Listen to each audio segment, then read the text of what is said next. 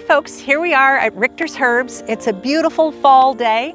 I'm here with Carolyn, she's the one behind the camera right now, and we're here to talk to you guys about why you would want to plant North American plants this fall. So one reason in particular is soil conditions. So it's the perfect time of year. It's not too hot. You would pop this plant right out like this.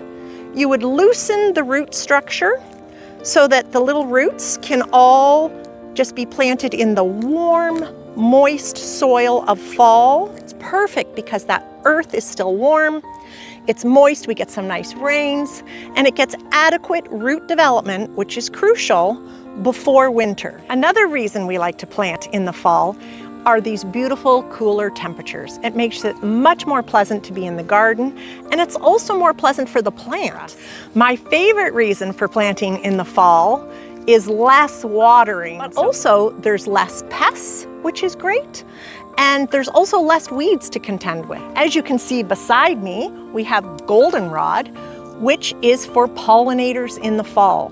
So we want to plant plants all through the year that have food for our pollinators. So to get them started early, you can start them right now, and then in the spring they emerge ready to flower for our pollinators.